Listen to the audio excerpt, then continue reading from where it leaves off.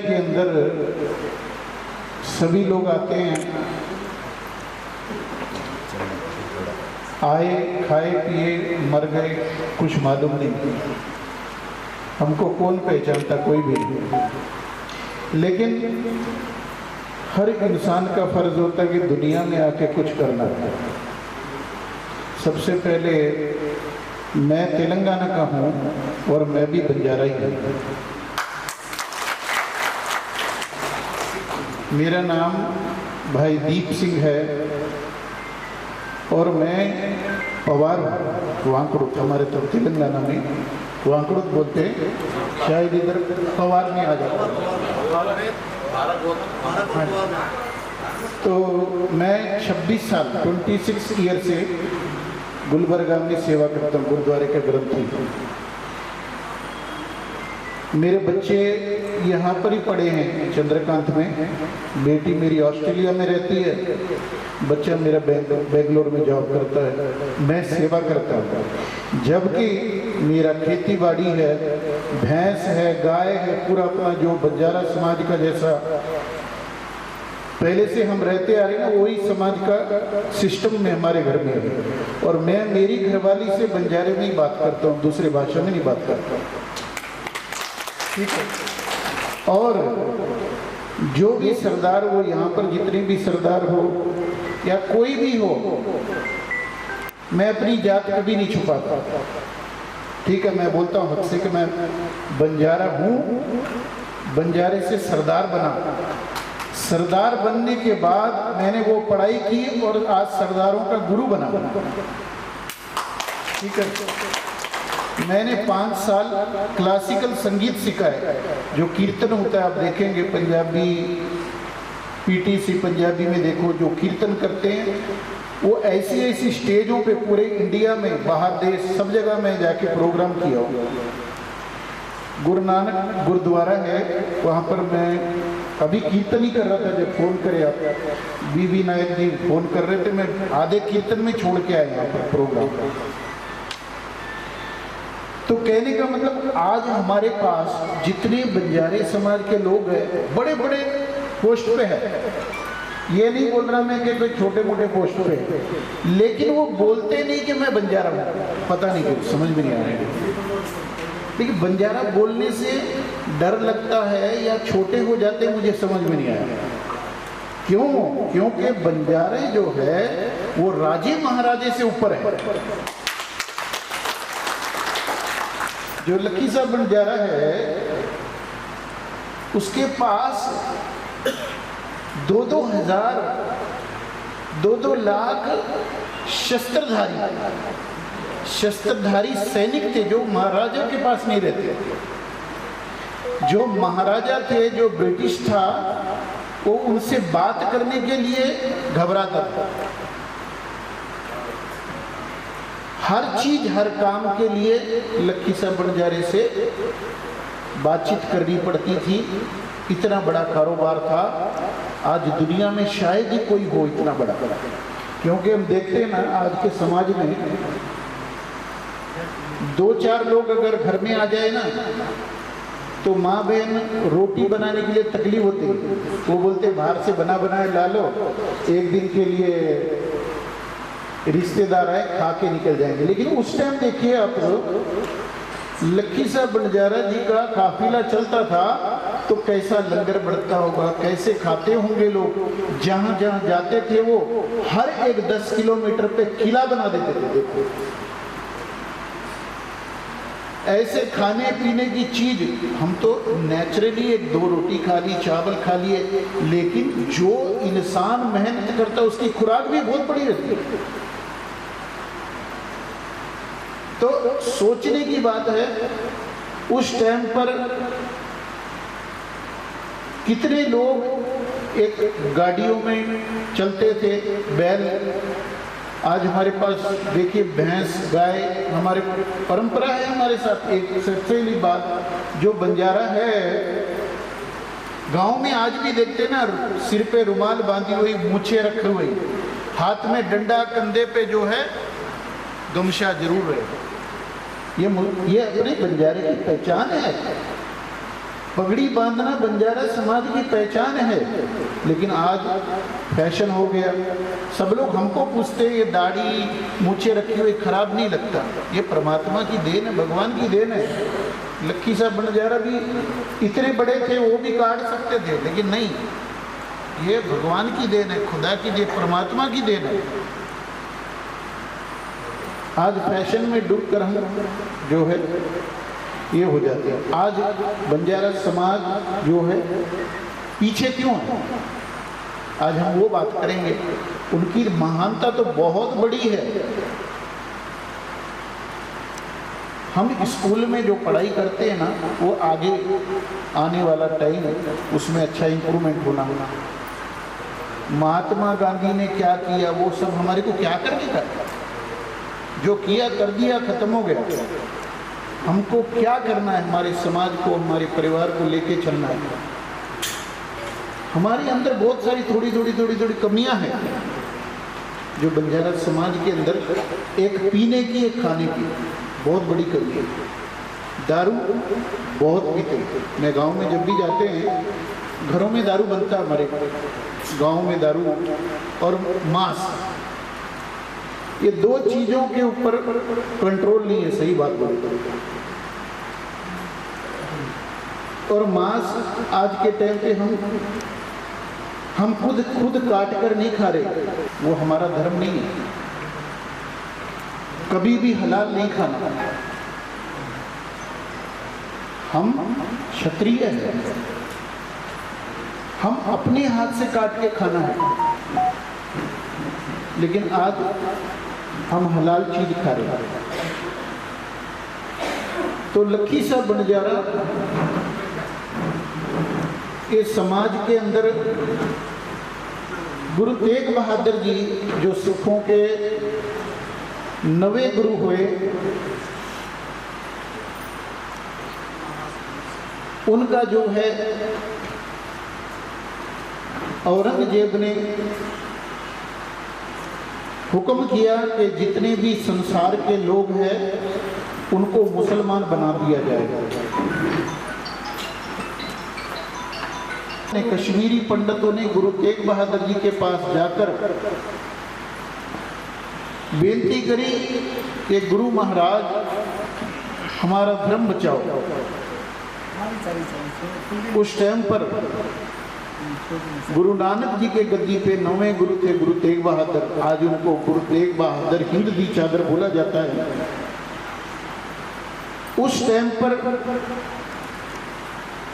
गुरु तेग बहादुर जी ने कहा, जाओ औरंगजेब को कह दो कि अगर गुरु तेग बहादुर जी मुसलमान बन जाएंगे तो पूरा हिंदुस्तान मुसलमान बन जाएगा। बहुत खुश हुआ औरंगजेब, तो बहुत खुश हुआ। अरे बहुत अच्छी बात है, एक आदमी को बनाने से सारा मसला ही खत्म, सारी चीजें खत्म हो जाएगी, बहुत अच्छा है। तब गुरु तेग बहादुर जी को कैद कर लिया गया। उसके बाद उनको इतने सारे तकलीफें दी गई, तवे पे बिठाया गया, गरम गरम तवे पर। उनके साथियों को बड़े बड़े देग रहते हैं पित्तल के, उसमें उबाला गया। उसके साथियों को आरी से बीच में से चीरा गया, उनके आंखों के सामने रुई में लपेट कर जला दिया गया। इतने बड़े बड़े कारनामे औरंगजेब ने किए। अपने गुरु के सामने शिष्य एक आंसू तक नहीं निकाला। धर्म को बचाना कोई मामूली बात नहीं है। जब औरंगजेब ने देखा ये तो कुछ भी नहीं हो रहा, फिर गुरु तेग बहादुर जी महाराज को तवी पे बिठाया गया गरम कर कर। जब गुरु तेग बहादुर जी तवी पर बैठे, वो परमात्मा का नाम में लीन थे, उनको क्या हुआ वो देखकर उसको खुशी नहीं हो रही। फिर उसने क्या किया, रेती जो होती है उसको गर्म करके सिर पे डाला। तवे पे बैठे हैं, सिर पे गर्म रेती डल रही है, पर उनकी जो लीव है, उनका जो कनेक्शन है वो परमात्मा से। जिसका कनेक्शन परमात्मा से, उसका कौन क्या बिगाड़ सकता। जब देखा गया कि कुछ नहीं हो रहा, तब औरंगजेब ने हुक्म दिया, भाई इसका गुरु तेग बहादुर जी का शीश निकाल दिया जाए, उससे मेरी दहशत रहेगी, मेरी चलेगी। तो गुरु साहब ने उनको कहा कि मैं शीश देने से पहले नहाना चाहता हूँ। शरीर पूरा जला हुआ, स्नान करके बैठे, उन्होंने कहा सिर झुकाओ। कहते मैं सिर नहीं झुकाऊंगा, परमात्मा से लीन है, सिर पहले नहीं झुकाया तो आज क्या सिर झुकाऊंगा। तो शीश धड़ से अलग कर दिया गया। शीश जब धड़ से अलग हुआ तो यकीन करोगे पूरे संसार में हाहाकार मच गया, धुआं धुआं हो गया। ऐसे लग रहा था जैसे आकाश और पृथ्वी रो रही है। उस टाइम पर लखी साहब बंजारे, इनका जो है काफिला चलता था। भाई जेता जी बोल के एक सिख हुए, उन्होंने इस तूफान में आंधी आने लगी, उन्होंने जितना हो सकता सेवा के लिए उनका शीश जो है वो लेके अनंतपुर साहिब पंजाब चले गए। गुरु तेग बहादुर जी का उनका धड़ पड़ा हुआ है। जब लक्की साहब बंजारे की गाड़ियां चलने लगी, धूल उड़ रही थी, हजारों गाड़ियां। हम देखते एक ट्रक एक गाड़ी चले जाए तो कितनी धूल मिट्टी उड़ती। उस टाइम रोड भी नहीं थे, तो रोड पे जब जैसे गाड़ियां जा रही है तो धूल मिट्टी उड़ रही है। जैसे ही गुरु साहिब का शरीर था, लक्की साहब बंजारे को जैसे ही पता लगा, वो गाड़ियों में रुई थी, उस रुई में लपेट कर गुरु साहिब को अंदर डाल दिया उस गाड़ी में, क्योंकि उन्हें डरने वाला तो था नहीं, उसका बिजनेस था। तब गुरु साहब का जब शरीर उसने गड्ढे में डाल लिया तो लेके निकल गया। इधर औरंगजेब हैरान, ना सिर है ना धड़। फिर आज जो पार्लियामेंट के सामने गुरुद्वारा रकाबगंज साहब बोल के है, पार्लियामेंट के बिल्कुल अपोजिट गुरुद्वारा रकाबगंज साहब है, वहां पर लक्की साहब बंजारे जी का घर था। घर जब घर के पास पहुंचा तो उसको मालूम था अगर मैं शरीर को जलाऊंगा तो लोगों को मालूम चल जाएगा, राजे को मालूम चल जाएगा। उसने क्या किया, उसका इतना सुंदर घर था, उसने अपनी घर में ही चिता बनाकर उसने अपने घर को आग लगा दिया। देखो आज हम किसी को एक गिलास पानी देना बहुत बड़ा सेवा समझते, किसी को खाना देना बहुत बड़ी सेवा समझते, लेकिन अपना घर जला के अब खड़े होकर देखना ये है लक्की साहब। तो कहने का मतलब इतने परोपकार सिख धर्म को बंजारा समाज की तरफ से हुए हैं जिसकी गिनती मैं बता नहीं सकता। आज के टाइम पर आप नांदेड़ में चले जाओ, बहुत बड़ा गुरुद्वारा है। आप दुनिया के कोई भी गुरुद्वारे में चले जाओ, ग्रंथी रागी सिंह यानी कीर्तन करने वाले या पुजारी आपको बंजारे ही मिलेंगे। इतनी बड़ी सेवा। ये सब इन्हीं का कर्म है। वो बोलते हैं ना credit card, debit card, credit card, हम पैसे जमा करने पे खर्च कर सकते, ये इनका है, इनका इन्होंने जो कमाई करी ना आज वो हम खर्चा कर रहे हैं। हमारे पास तो कुछ भी नहीं। ये इज्जत है, ये मान जिसमें हम जाते हैं, सब लोगों के साथ बैठते मिलते हैं। आज हम हथियार उठा के चलते हैं, चाहे मैं पार्लियामेंट में जाऊं या फ्लाइट में जाऊं, मैं हथियार लेके जा सकता हूं। कितनी बड़ी बात है। कोई इतनी से छुरी नहीं लेके जा सकता, कोई चाकू नहीं लेके जा सकता। अब मेरे पास 3 हथियार है। कितनी बड़ी बात है कि संसार के अंदर कितनी बड़ी इज्जत मिली हुई है मुझे। सिर पे पगड़ी है, राजे से कम है, राजे से कम नहीं है। तो ये सब जो देन है ये लक्की साहब बाबा जी, लक्की साहब बंजारे की देन है। हम इसके जिंदगी भर ऋणी है, ऋणी। हम उसका बलिदान हो, उसकी सेवा हो, हम कभी भूल नहीं सकते। इन्हीं के टाइम पे मक्खड़ शाह बोल के हुए जो गुरु तेग बहादुर जी महाराज को प्रकट किया। एक बार मैं छोटी सी बात बोलकर मैं खत्म करूं। क्या होता है जब हम फिल्म देखते हैं ना, स्टार्टिंग से बैठते हैं और एंड तक देखते हैं तो उसका मजा आता है, लेकिन भगवान की वाणी हो या सत्संग हो, उसमें हम थोड़ी देर बैठते हैं और निकल जाते हैं, मज़ा नहीं आता।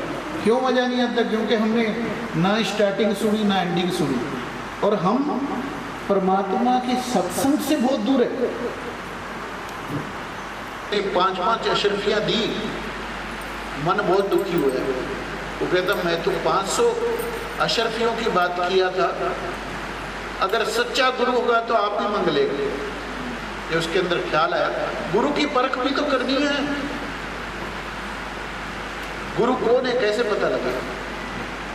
तब जो है जब सबके आगे 5-5 सोने की अशरफियाँ रखी, किसी ने ये नहीं बोला कि मैं गुरु हूँ। वो अपने अपने 5-5 सोने की मोहरों पे खुश थे। जब मुड़कर जाने लगा तब किसी ने किसी से पूछा कि भाई यहाँ और कोई गुरु है?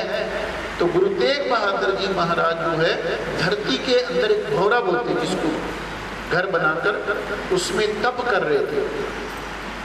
किसी ने बताया कि वहाँ पर एक गुरु है, बहुत अच्छी अच्छी शिक्षा दी है औरत को, बहन माँ बेटी को। कई समाजों में छोटा कहेगा, ईसाई धर्म में, मुस्लिम धर्म में नमाज नहीं पढ़ सकते, लेकिन गुरु सिख धर्म के अंदर हम कीर्तन करते, लेडीज भी कर सकते, हम पाठ पूजा करते, वो भी कर सकते। गुरु साहब कहते हैं जो औरत एक बच्चे को जन्म देती है वो खराब कैसे हुई, नीचा कैसे हुई? संत माँ के पेट से आए, महात्मा माँ के पेट से आए, तो बराबर सम्मान जो है गुरु नानक ने औरत को मर्द के बराबर ही दिया, कोई छोटा नहीं बड़ा नहीं। आज भी आप बहुत खुशी हुई, यहाँ बहनों ने एक संगठन बनाया, आप जरूर सेवा करें, दिल से सेवा करिए, इम्प्रूवमेंट होगी। और एक टाइम ऐसा था, प्यार करता है वो माँ बाप की सेवा करता है, माँ बाप से प्यार करता है, ठीक है। हम अपने बच्चों को गुरु से जोड़ना है। जब हम बच्चों को गुरु से जोड़ेंगे, कैसे जोड़ेंगे? हमको खुद भी जाना है ना, दुनिया का काम रहने दो, एक टाइम निकालो, एक दिन निकालो, एक टाइम निकाल के सत्संग करो, जरूर करना सत्संग। कहते हैं परमात्मा के घर पे जाकर आप अरदास करो, हे भगवान मुझे ये चाहिए। पहली बात तो हम तो कहते हैं इंसान को जाना चाहिए, मांगना कुछ नहीं। क्यों? क्योंकि एक बाप को अपने बच्चे को क्या चाहिए सब कुछ देता है। मांगते हैं, मैं अपने बाप से कुछ मांगूंगा, मुझे सब कुछ दिया है, विरासत में ये दिए।